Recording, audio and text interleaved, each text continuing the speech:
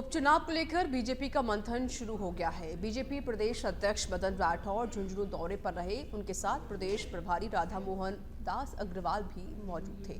BJP कार्यकर्ताओं ने प्रदेश प्रभारी और अध्यक्ष का जोरदार स्वागत किया। कार्यकर्ताओं को संबोधित करते हुए मदन राठौर ने एकजुटता का संदेश भी दिया। राठौर ने पार्टी कार्यकर्ताओं को नसीहत भी दी। बता दें कि दौसा और टोंक के बाद अब तीसरे दिन बीजेपी नेता झुंझुनू में उपचुनाव से पहले ही फीडबैक लेने के लिए पहुंचे हुए थे। तभी मदन राठौर ने कहा कि अलग अलग स्वागत कर जनता को मत बांटो और एकजुटता दिखाओ। अपनी पूंजी बिखरी हुई है, इसे समेटने का वक्त आ गया है। एकजुटता का संदेश देते हुए उन्होंने कहा कि सभी एक हो जाओ, मजबूत हो जाओ और फूट समाप्त करो। वहीं मदन राठौर के दौरे के दौरान मंत्री अविनाश गहलोत, प्रदेश महामंत्री संतोष अहलावत, झुंझुनू विधानसभा क्षेत्र के जनप्रतिनिधि मौजूद रहे। हमारी एकता करो, मजबूत करो, ये फूट समाप्त करो, ये मैं आप सबसे प्रार्थना करता हूँ। कभी ए आता है, बी उसका विरोध करता है तो हमारा नुकसान हो जाता है, और कभी बी आता है और ए हमारा नुकसान करे तो हमारा नुकसान हो जाता है।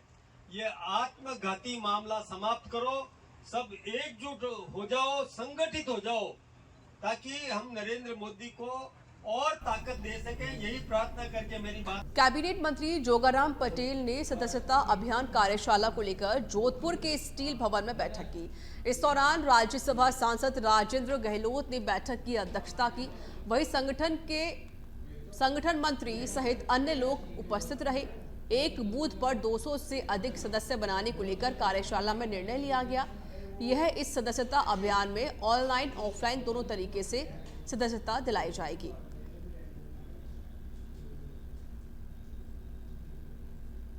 हमेशा हमारे देवी देवताओं, हमारी आस्था के केंद्रों, हमारे जनप्रतिनिधियों की आस्थाओं पर खिल्ली उड़ाती रहती है और यहाँ तक कि उन्हें मजाक में लेती है।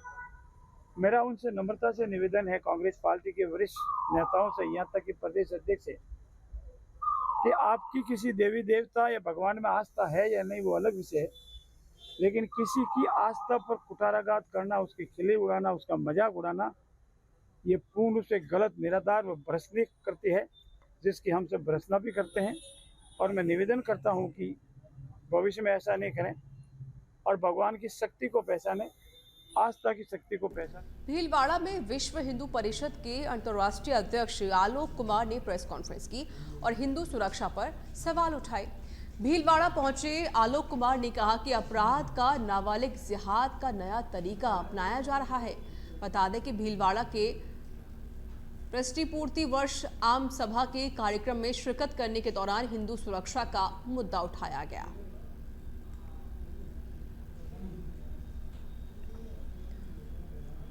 इसकी भी जांच होनी चाहिए। पर उदयपुर में उस बच्चे को हथियार किसने दिया? हथियार चलाने का शिक्षण ये किसने दिया? और इस हथियार द्वारा हत्या करना, इसकी मानसिकता कौन से वातावरण से पैदा हुई है, इसकी भी जांच होनी चाहिए। झालावाड़ शहर की कोतवाली पुलिस ने कार्रवाई करते हुए सीसीटीवी कैमरे चुराने वाले गैंग का पर्दाफाश कर दिया है। साथ ही गैंग के 3 चोरों को गिरफ्तार किया गया है।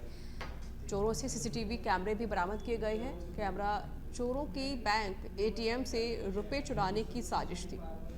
पुलिस से मिली जानकारी के अनुसार आईडीबीआई बैंक के बाहर लगे एटीएम से छेड़छाड़ कर रुपए चुराने का प्रयास कैमरा चोर गिरोह ने किया था, लेकिन सफलता नहीं मिलने पर एटीएम के बाहर लगे सीसीटीवी कैमरे चुराने की वारदात को अंजाम दिया था।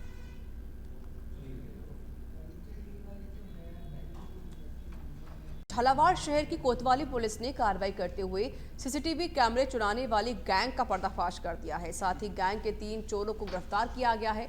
चोरों से सीसीटीवी कैमरे भी बरामद कर लिए गए हैं। कैमरा चोरों की बैंक एटीएम से रुपए चुराने की साजिश किया करते थे। पुलिस से मिली जानकारी के अनुसार आईडीबीआई बैंक के बाहर लगे एटीएम से छेड़छाड़ कर रुपए चुराने का प्रयास कैमरा गिरोह ने किया था, लेकिन सफलता नहीं मिली तो एटीएम के बाहर लगे सीसीटीवी कैमरे चुराने की वारदात को अंजाम दिया।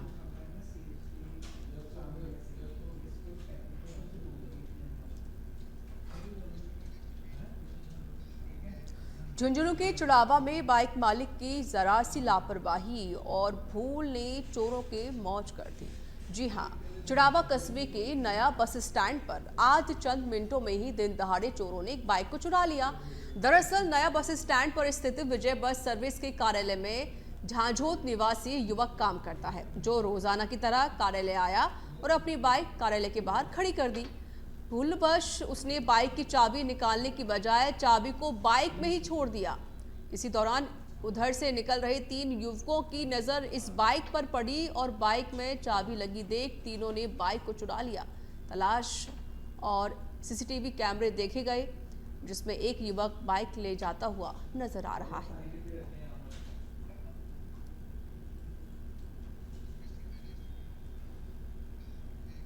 पाली के सुमेरपुर में कैबिनेट मंत्री जोराराम कुमावत, सुमेरपुर उपखंड अधिकारी हरीश सिंह देवल और तहसीलदार प्रांजल कंवर की अध्यक्षता में जन सुनवाई की गई। जन सुनवाई कार्यक्रम के दौरान नगरपालिका क्षेत्र में मृत पशुओं के लिए डंपिंग यार्ड, सड़क, पानी, बिजली समेत पट्टे नहीं मिलने की समस्या लेकर लोग पहुंचे।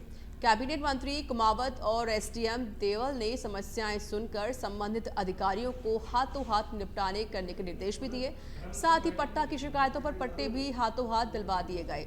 जन सुनवाई के दौरान पालिका अध्यक्ष ललित रांकावत, उपाध्यक्ष मनोज नामा, अधिशासी अधिकारी नीलकमल सिंह रणावत भी मौजूद रहे। मैं यहाँ की जो लोकल समस्याओं को लेकर जन सुनवाई करने का मेरा लंबे समय से था कि मैं बात ताकत में जन सुनवाई करूँ। आज रखी और कई चीज़ें जैसे है ना, सारे विभागों की कई चीज़ें यहाँ समस्याएं आई। नगरपालिका के संबंध में भी बरसात का मौसम है, कई जगह सड़कें टूटी हुई है, उनको पेच करवाने की ज़रूरत है। कई नाले ब्लॉक है, कई नालियाँ भी है, उनको भी ठीक करवाने की ज़रूरत है। कई बिजली के पोल हैं पुराने खड़े हैं, टेढ़े मेढ़े खड़े हैं, उसको भी ठीक करने की ज़रूरत है। और भी कई मुआवजे की समस्या है, किसानों के सिंचाई ये समस्या लगातार रूप से नगरपालिका समस्याओं का निस्तारण भी करती रही है, लेकिन आज चूँकि मंत्री जी द्वारा ये आह्वान किया गया था और विभिन्न डिपार्टमेंट भी इस जो जन सुनवाई है उसमें उपस्थित हुए हैं, उसमें नगरपालिका से संबंधित क्योंकि बीच में अभी बरसात के बाद विद्युत के संबंध में, सफाई के संबंध में और सड़कों के संबंध में जो समस्याएं थी, तो वो तो निरंतर वाली समस्या है और उसके संबंध में जो समस्या आई उसके गोगा मेडी मेले के लिए चलेगी स्पेशल ट्रेन। यात्रियों की सुविधा के लिए चलेगी 3 मेला स्पेशल रेल। रेवाड़ी सादुलपुर रेवाड़ी प्रतिदिन मेला स्पेशल के होंगे 3 फेरे। ट्रेन में 8 सेकंड क्लास, 2 गार्ड डिब्बों सहित कुल 10 डिब्बे होंगे। रेवाड़ी गोगा मेडी रेवाड़ी मेला स्पेशल के 4 फेरे होंगे। इस ट्रेन में 10 सेकंड क्लास, 2 गार्ड डिब्बों सहित कुल 12 डब्बे होंगे। इसके अलावा तीसरी जो ट्रेन है वो रेवाड़ी गोगा मेडी रेवाड़ी मेला स्पेशल के होंगे 3 फेरे। इस ट्रेन में 10 सेकंड क्लास, 2 गार्ड डिब्बों सहित कुल 12 डब्बे होंगे। जन्माष्टमी का पर्व पूरे देश में हर्षोल्लास के साथ 26 अगस्त को मनाया जाता है। इसको लेकर छोटी काशी के नाम से जाना जाने वाला जयपुर शहर में भी ठाकुर जी के मंदिरों में तैयारियां जोरों शोरों पर चल रही हैं।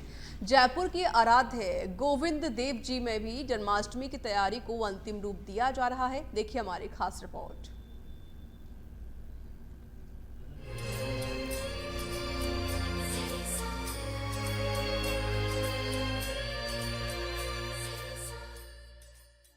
छोटी काशी जयपुर में कृष्ण जन्माष्टमी की धूम देखते ही बनती है। जयपुर के सभी कृष्ण मंदिरों में जन्मोत्सव की तैयारियां जोरों पर चल रही है। श्री गोविंद देव जी मंदिर में 26 अगस्त को श्री कृष्ण जन्माष्टमी महोत्सव मनाया जाएगा। पूरे मंदिर परिसर में पिंक और केसरिया रंग से सजाया गया है। इसके साथ ही विशेष आकर्षक रोशनी की गई है। जन्माष्टमी पर दर्शन करने वाले पास धारक और आमजन के लिए अलग अलग तरह की एंट्री की व्यवस्था की गई है। पास से एंट्री शाम 7 बजे के बाद बंद कर दी जाएगी। मंदिर की ओर से रात 12 बजे 31 तोपों की सलामी होगी और आतिशबाजी भी की जाएगी। वहीं गोविंद देव जी मंदिर के दर्शन के लिए इस बार दर्शन की व्यवस्था 3 तरह से की गई है ताकि श्रद्धालुओं को किसी तरह की दिक्कतें ना हो। वहीं मंदिर में श्रद्धालुओं की भीड़ को देखते हुए फेस डिटेक्टर कैमरे और मेटल डिटेक्टर भी लगाए गए हैं। इसके साथ ही तीसरी आंख भी पूरे मंदिर परिसर में नजर रखेगी। दर्शन करने वाले भक्त मंदिर में प्रसाद, फल, मिठाई, नारियल, लैपटॉप, कैमरे नहीं ले जा सकेंगे। मंदिर के मेन गेट और एग्जिट गेट पर शहनाई वादन होगा। 26 अगस्त को सुबह मंगला झांकी से पहले ठाकुर श्री जी का पंचामृत अभिषेक होगा। भगवान को नए पीले वस्त्र धारण कराए जाएंगे।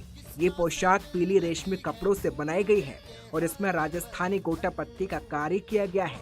जयपुर के कारीगरों ने इस खास पोशाक को तैयार किया है जो कि 2 महीने में बनकर तैयार हुई है। इस पोशाक में ठाकुर श्री जी के बाल गोपाल स्वरूप के दर्शन होंगे।